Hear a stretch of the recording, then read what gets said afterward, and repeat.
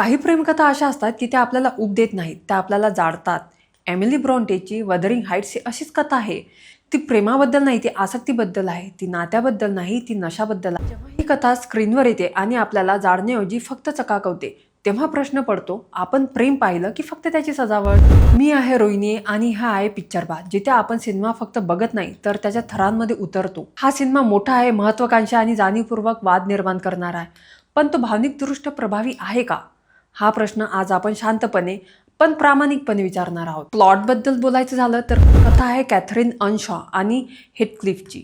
लहानपणी दोघं एका वादळी ओसाड, पण मोठे झाल्यावर परिस्थिती बदलते. वर्ग, प्रतिष्ठा, अहंकार आणि सामाजिक दबाव या सगळ्या गोष्टी त्यांच्या नात्यात येतात. कॅथरीन सुरक्षिततेचा मार्ग निवडते. हेथक्लिफ अपमान आणि सुडाच्या भावनेतून निघून जातो. आणि मग जेव्हा तो परत येतो तेव्हा प्रेमापेक्षा जास्त काहीतरी धोकादायक गोष्ट त्याच्या आयुष्यात शिरते.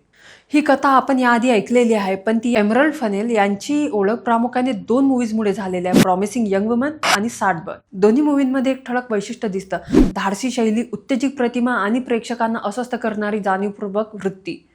म्हणूनच जेव्हा त्यांनी वदरिंग हाईट्स सारख्या क्लासिक कथेचा हात धरला तेव्हा अपेक्षा प्रचंड वाढल्या, कारण मूळ कादंबरी ही भावनिक हिंसाचार, वर्गसंघर्ष, आत्मविश्वासाच्या चक्राबद्दल आहे. प्रश्न असा होता की फेनेल ही कथा अधिक खोल नेतील की ती फक्त तिच्या शैलीत रंगवतील? रायटिंग बद्दल बोलायचं झालं तर मूवीची सर्वात मोठी ताकद आणि मर्यादा दोन्ही त्याच्या लेखनात दिसतात. लहान प्रौढ वयात गेल्यावर त्यांच्या नात्यातील गुंतागुंत पुरेशी उलगडली जात नाही. आपल्याला सांगितलं जातं की त्यांचं प्रेम प्रचंड आहे, पण ते प्रेम अनुभवायला फार कमी क्षण दिले जातात.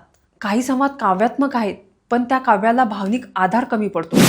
परिणामी काही प्रसंग सुंदर दिसतात पण मनात डीप उतरत नाही. एमरल्ड फनेल हिचं डायरेक्शन ठाम आहे. प्रत्येक फ्रेम विचारपूर्वक रचलेली आहे. रंग, प्रकाश आणि रचना यांचा वापर अत्यंत नियंत्रित पद्धतीने केला आहे.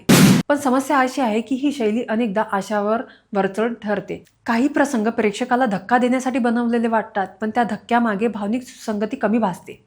कामुकता दाखवली आहे पण अंतरंगता जाणवत नाही. धाडस आहे पण त्या धाडसामागे वेदना आणि रागाची खोली कमी जाणवते. परफॉर्मन्सबद्दल बोलायचं झालं तर मार्गट रॉबी कॅथरीनच्या भूमिकेत अत्यंत प्रभावी दिसते. तिच्या फेसवरील द्विधा, मनस्थिती आणि अंतर्गत संघर्ष स्पष्ट जाणवतो. पण दोघांमधील केमिस्ट्री अपेक्षित इतकं धगधगत नाही. त्यांचं नातं प्रखर वाटतं पण विध्वंसक पातळीवर पोहोचत नाही. हॉंग चाऊ आणि ॲलिसन ऑलिव्ह यांनी त्यांच्या छोट्या पण ठळक भूमिकेमध्ये उत्कृष्ट काम केलं आहे.